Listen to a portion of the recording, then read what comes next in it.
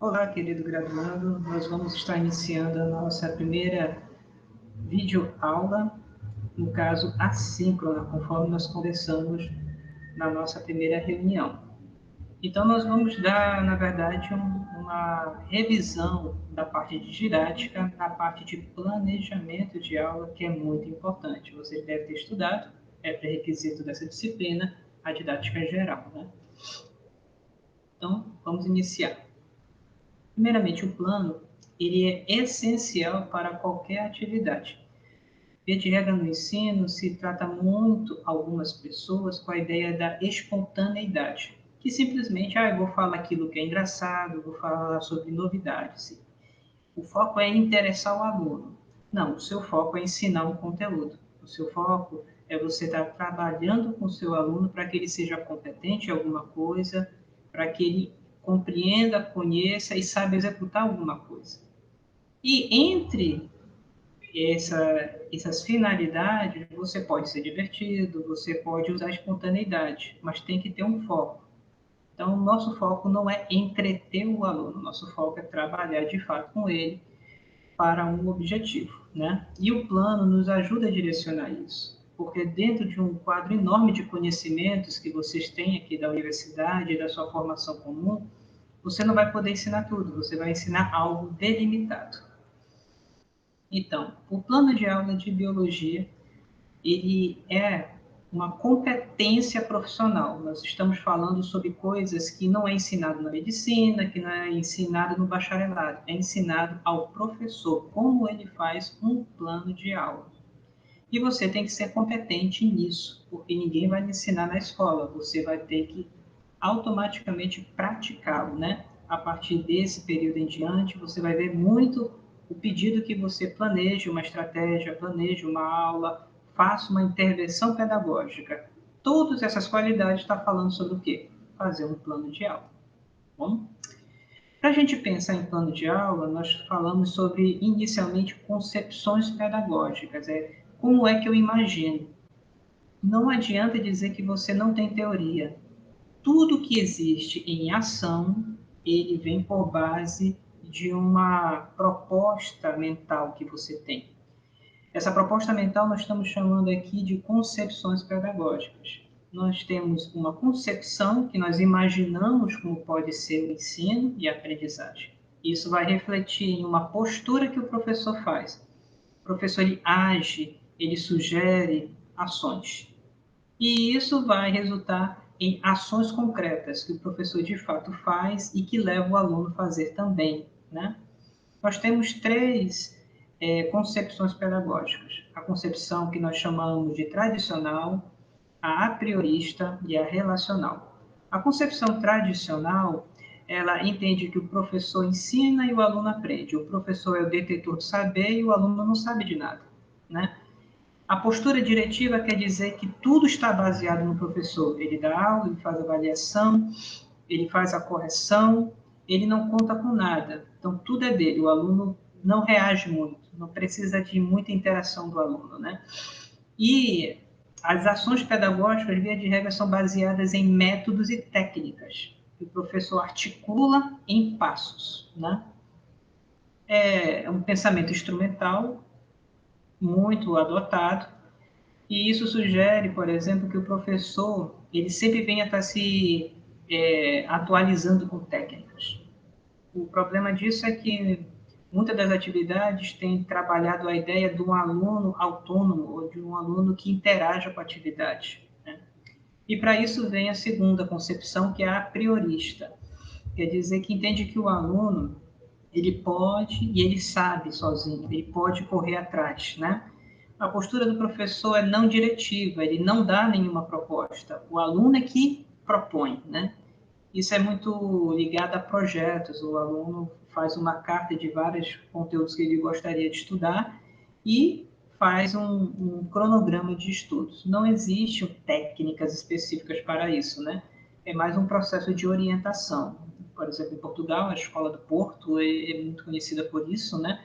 Que não existe uma listagem de conteúdos antes. Os alunos vão fazendo uns com os outros. Mas aqui no Brasil ainda é pouco utilizado. Concepção relacional, que nós chamamos de concepção construtivista, né? Ele põe uma postura construtiva, ele entende que professor e aluno têm que estar interagindo o tempo todo. Então, o professor não basta ele ensinar, o famoso dar aula, não. Tem que fazer alguma coisa que o aluno corresponda. Então, tem um feedback, tem um processo que o professor percebe que se o aluno não acompanhar, ele não adianta continuar, né? Essa postura que a gente chama postura construtivista, porque o professor vai construindo com o aluno aquele objeto de aprendizagem. Muito comum usar hoje a palavra ensinagem, como a ideia de ensinar e aprendizagem juntos, né? Era muito conhecida a ideia, o professor ensinou, o aluno aprendeu porque não quis. Não é isso. Para essa perspectiva, essa concepção, que inclusive são dos documentos oficiais, entende que o professor ele tem que ser preocupado. Ele faz e avalia, ele faz e avalia para ver se o aluno está acompanhando. Então, normalmente, nas salas de aula, você vai ver muito a concepção tradicional, você vai ver o professor fazendo tudo e você vai ver muita questão de técnicas, métodos e procedimentos, né? Contudo, o que nós estamos propondo é que se pense mais uma concepção relacional, uma postura construtiva, que o professor e aluno andem juntos, né? Então, as ações pedagógicas vão ser mais dinâmicas nesse sentido. Então, ficaria assim, concepções, né, que seriam teorias pedagógicas e experiências práticas do docente. Todos nós temos. Ah, professor, não estudo muito, eu estudei psicologia, mas eu acabei não assimilando muita coisa. Você talvez não assimilou a teoria formal, mas você tem a teoria da prática. Afinal de contas, a área do ensino e aprendizagem, ela é invertida. Para cada professor que ele entra para ser um profissional da educação, ele já passou 10 anos na outra parte como aluno. Então, você já está carregado o seu imaginário de muitos exemplos. Você está carregado de teorias pedagógicas que nem percebe. E muitas delas são inadequadas. E outras são até boas, mas elas precisam ser melhor estruturadas, tá? A nossa postura vai ser uma articulação entre o objetivo de ensino que nós damos, esses métodos ou essas estratégias e a avaliação. E como ele se relaciona com o nosso aluno, pensando em uma postura relacional. E as ações, elas vão ser por meio de estratégias e táticas, visando o desenvolvimento de competências e habilidades na área do ensino de ciências da natureza e suas tecnologias. Então, o plano de aula, ele vai ter esses componentes. Uma ementa, que são os conteúdos mínimos a serem ministrados, trabalhados, né? Os objetivos, que é o que deve se alcançar na prática educativa. Vamos entender uma coisa. O objetivo não é dar aula. O objetivo é você alcançar determinado tipo de prática. Isso pode ser uma competência, isso pode ser uma habilidade, isso pode ser uma relação de um trama conceitual. Você vai alcançar com a prática educativa. O conteúdo é aquilo que deve se aprender, ou tudo aquilo, se for possível, que pode se aprender por meio do objetivo. Então, a gente não ensina blocos de conteúdo, nós ensinamos os conteúdos ligados aos objetivos. Por isso que é muito importante você revisar os seus objetivos. Porque a sua estratégia, que vai ser baseada em uma sequência didática, uma sequência de ações para poder alcançar os seus objetivos, para estar trabalhando estes conteúdos, ele vai ser avaliado. E nós não avaliamos conteúdos em si, nós avaliamos objetivos. Toda avaliação, ele tem duas perspectivas. Nós avaliamos o aluno, se ele alcançou os objetivos, e nós avaliamos a nossa aula, se essa aula alcançou o aluno.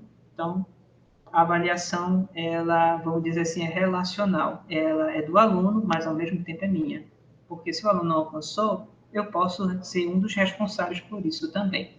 Então, ementa, conteúdos mínimos, os objetivos fundamental, é aquilo que deve se alcançar com a prática educativa, os conteúdos, que é tudo aquilo que deve alcançar pelos objetivos, mesmo que você tenha muito conhecimento em bloco, você não vai desenvolver tudo aquilo, as estratégias, que é a sequência didática que você vai fazer, ou sequência de atividades, e a avaliação, que ela é relacional. Você avalia o aluno se alcançou o objetivo e você está se avaliando se a sua aula também, né? Vamos lá. Conceito de sequência didática, que é a parte da estratégia ali que nós vimos, né? Eles são um conjunto de atividades ordenadas, estruturadas e articuladas para a realização de certos objetivos educacionais. E tem um princípio e um fim conhecido tanto pelos professores como pelos alunos. Então, olha aqui um ponto. A sequência, o aluno deve saber o que ele vai chegar. Assim como você vê no plano de ensino, que você sabe quais são os objetivos, sabe quais são as aulas, sabe até o material que vai ser estudado, então você sabe no final. Assim também é para os alunos do ensino médio e do ensino fundamental. A sequência, ele já deve saber logo no início o que ele vai alcançar no final. Não é uma surpresa de suspense. A cada etapa ele vai saber. Não. Uma visão geral vai contribuir para que ele entenda para onde ele está indo, né? E há três fases da sequência didática: o planejamento, que nós estamos falando, a aplicação e a avaliação. E lembre, a avaliação é relacional. Eu avalio se o aluno alcançou o objetivo e, ao mesmo tempo, estou me avaliando se a minha sequência didática foi eficaz. Para isso, vou fazer um plano. Aqui nós botamos 14 pontos de informações que os planos normalmente têm.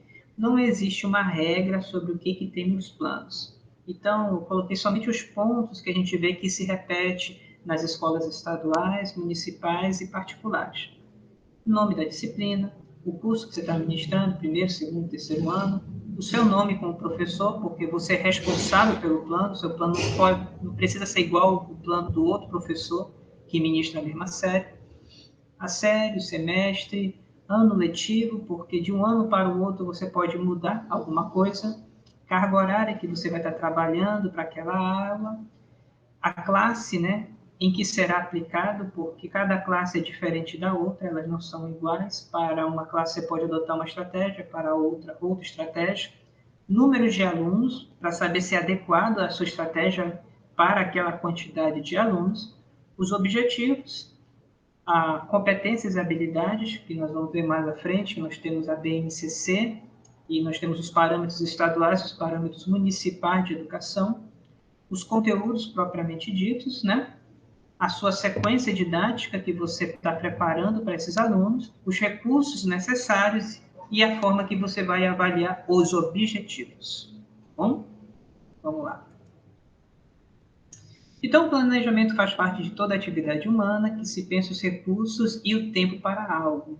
Muitas das vezes a pessoa, professor, ele tem que ministrar, vamos dizer assim, 15 pontos em um tempo, por exemplo, de 20 aulas, ele não consegue ministrar 5. Por quê?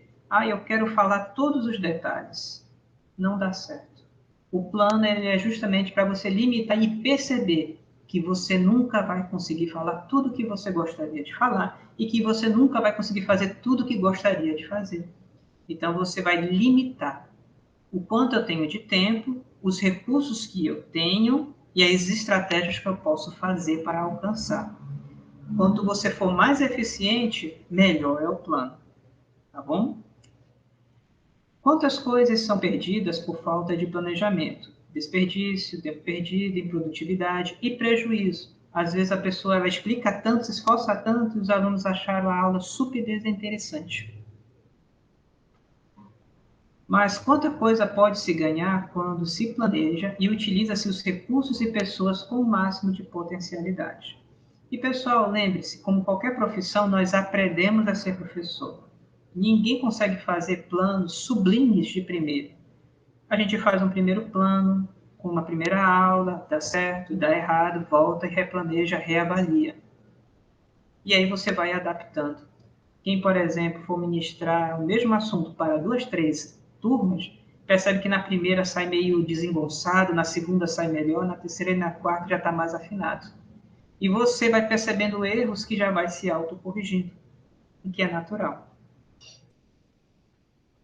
As questões é, como se avalia que um planejamento deu certo?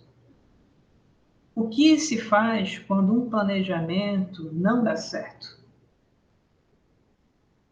Então, A gente coloca da primeira perspectiva, né? O planejamento educacional ele tem 3 etapas: preparação, acompanhamento e aperfeiçoamento. Você faz, você implementa, acompanha e aperfeiçoa. Quer dizer, você vai fazer suas observações. E desde já coloco aqui aquilo que eu vou falar, eu já falei para vocês, que você tem que ter um caderno de planos. Você pode digitar, imprimir, colocar no seu caderno. Ou você faz um portfólio no Google Documentos. E toda vez que você vai fazer, você faz uma atualização, uma observação. O que, que deu certo, o que, que deu errado, por que aquilo aconteceu. E aquele planejamento vai sendo aperfeiçoado. E lembrando que nós temos níveis de planejamento. Você tem um planejamento educacional, que é do quadro nacional. Porque, por exemplo, eu não ensino evolução para a educação infantil. Ele tem uma razão. A gente vai ministrar a evolução, por exemplo, agora, a partir do ensino fundamental 2, e a gente já vai dar como dado no ensino médio, com a nova BNCC, né? Temos o planejamento curricular, que é o planejamento do seu componente curricular, que é biologia ou ciências do ensino fundamental, séries finais, por exemplo, e o planejamento propriamente dito das suas unidades e das suas aulas. Então, você tem que saber aonde você está no quadro nacional, onde você está dentro do componente curricular que você está trabalhando, lembrando que você tem vários anos, vamos dizer assim, né? E dentro dos anos você vai ter os bimestres ou semestres, dependendo de como a escola trabalha. Dentro dos bimestres e semestres, você vai ter as aulas, né? Um exemplo aqui, por exemplo, no município e no estado, está se adotando muito a estratégia do planejamento mensal. Então, o professor ele vai apresentando para o pedagogo, a pedagoga, o que vai trabalhar o mês todo, né? Se você tem 3 tempos de aula, você vai ter, por exemplo, 12 tempos, 12 tempos de 50 minutos. Se for 2, né? Vai ser 12 e assim por diante. Né?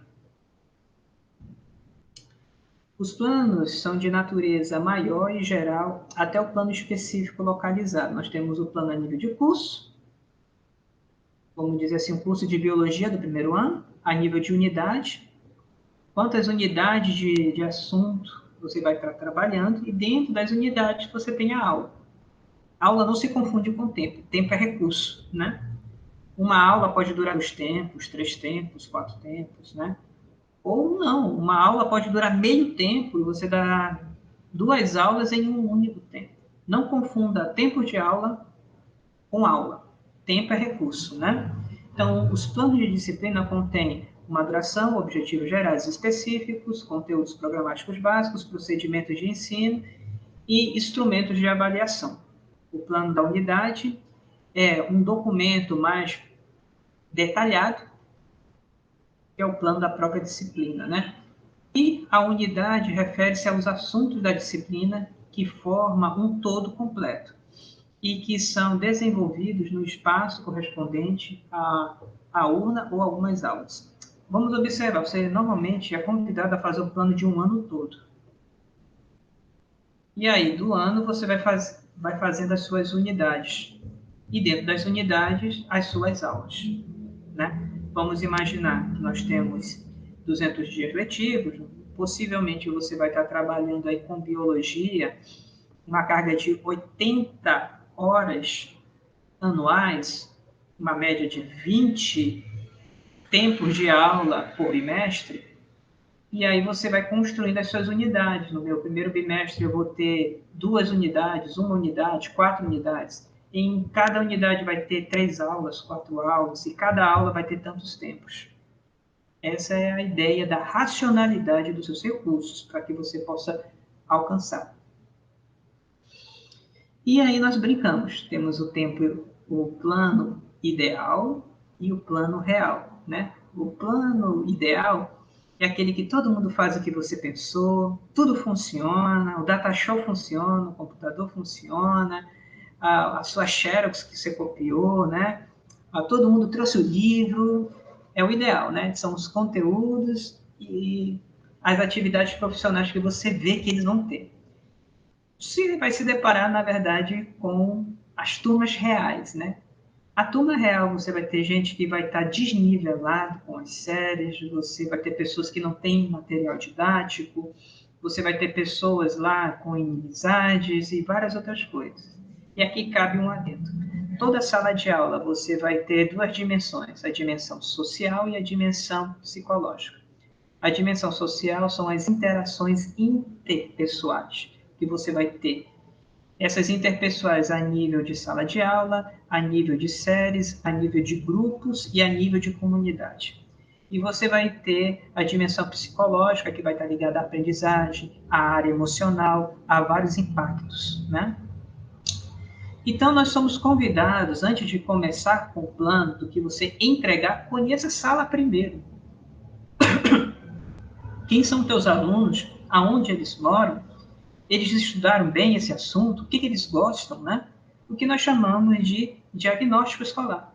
Você tem que fazer o seu diagnóstico com seus alunos, saber o que eles sabem, o que eles entendem, as suas competências, os seus pontos fortes, seus pontos fracos, né? Porque aí você vai fazer um planejamento mais acertado. Se você já chegar com tudo pronto, você está no lugar de Deus, você já sabe tudo dos seus alunos. O que acontece? O plano normalmente não dá certo, você vai ter que voltar e refazer o seu plano. Para um professor experiente, ele nunca chega já com o plano dando para o pedagogo, o diretor, coisa assim. Ele primeiro diz, eu preciso conhecer os alunos.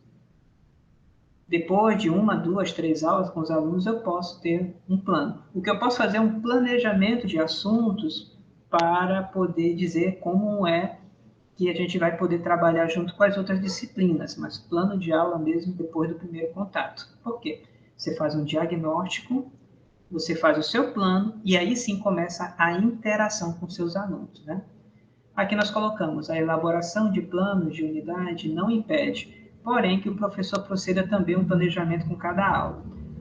O inconveniente estará ao pretender o professor derivar suas aulas, lições e pontos diretamente do ternário da disciplina. Quer dizer, que você já pega a disciplina, pega os conteúdos e separa. Isso é profundamente errado. Por quê? Conteúdo não é objetivo. Você tem um conjunto de objetivos que você vai trabalhar de acordo com o projeto político-pedagógico, com o regimento escolar, com as orientações da Base Nacional Comum, os parâmetros curriculares nacionais. Você não é ali professor de jogar conteúdo. Você tem que ver como aqueles conteúdos ajudam aqueles seus alunos a serem seres humanos melhores, a serem cidadãos participantes, a como pensar e fazer as coisas de maneira reflexiva para o melhor da sociedade, para o seu melhor desenvolvimento. E despejar biologia não faz isso. Mas a biologia pode ser uma forte corrente, um instrumento balizador para se pensar questões e situações que eles alcancem esses objetivos da BNCC, do PCN, do PPP da escola. E isso é importante. E também para as avaliações, né? Que a gente chama de SADEAN, que é a avaliação estadual, e também, no caso, o Enem, né? E aqui eu coloco, toda aula tem uma linha narrativa que é focada. Você não pensa no conteúdo, você pensa na linha narrativa da sua aula. Ela pode ser baseada em histórias, em habilidades, em interação e também em conteúdos. Mas você tem uma linha. Eu vou falar de um assunto tal, vou trazer uma história, vou trazer um exemplo, vou trazer isso, disso eu vou trazer uma curiosidade, aí vou trabalhar com a estratégia tal, B, C, D, e aí eu faço a avaliação, tal, tal, tal. Toda aula é uma grande história. Toda aula é uma narrativa. Pense nisso. Tem que fazer sentido para a cabeça do aluno. Se numa história ele pega no meio, não sabe quem são o herói, quem é o bandido, fica tudo perdido. Essa ideia da linha narrativa é importantíssima para a gente poder construir boas sequências. Então fica assim, né? Plano de unidade difere-se do plano da disciplina, sobretudo em relação às especificidades. Os objetivos são operacionais, isto é, designam clara e precisamente os comportamentos, os desempenhos que os alunos devem fazer. Gente, isso é assunto da didática. Eu só estou dando uma pincelada. Qualquer coisa, dá uma olhada lá novamente. Os componentes são muito mais pormenorizados, assim como as informações sobre as estratégias de ensino no plano de aula, né? Elas são necessárias, né? Como bibliografia, estratégia e a avaliação específica que você vai fazer. E aí a gente sugere, olhe a taxonomia de Bloom. Nós temos os objetivos ligados ao lembrar informação, você pergunta dos alunos algumas coisas, a entender, quer dizer, ter uma noção, a aplicar, como a gente usa aquilo, a analisar, quer dizer, separar em pequenos fatores, desmembrar, né? Sintetizar, que quer dizer como eu reagrupo aquilo e criar. Tem aulas que você vai focar na lembrança, outras é no entendimento, outras vai ser na aplicação, outras você vai estar trabalhando com análises, outras você vai estar trabalhando com a síntese. E uma é uma base para a outra. Você não pode trabalhar um nível de objetivo, de entendimento, sem lembrança. Você não pode trabalhar aplicação sem entendimento. E logo, precisa ter lembrança.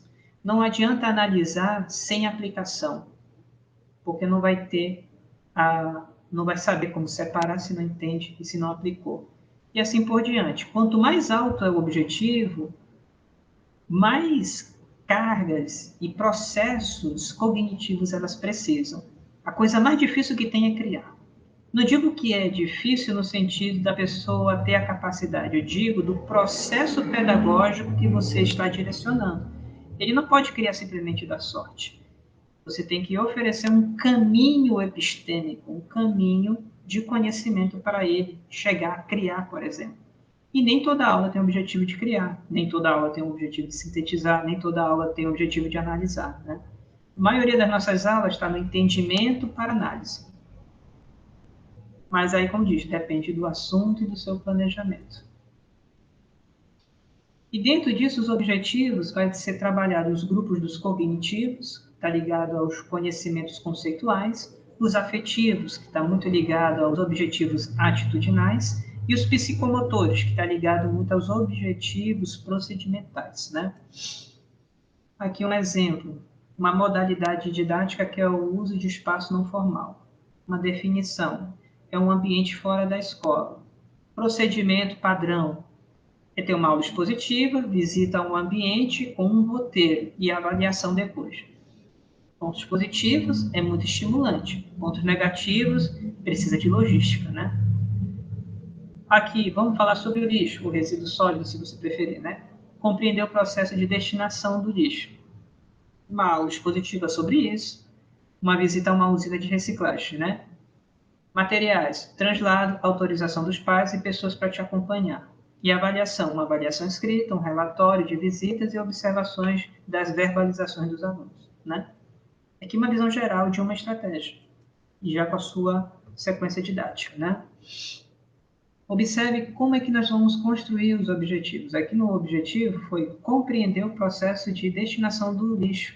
Então, ele é separado em uma compreensão cognitiva e uma visita. Então, eu tive aqui, no caso, ações ligadas a compreender, né, conceitualmente, mas também ações de visitar para ter percepção daquilo. Esse seria o conhecimento das coisas próprias, né? Como fala assim, eu sei sobre Londres, mas nunca fui em Londres. Então, o conhecimento sobre Londres, de ler e ver, é diferente do conhecimento de estar lá, né?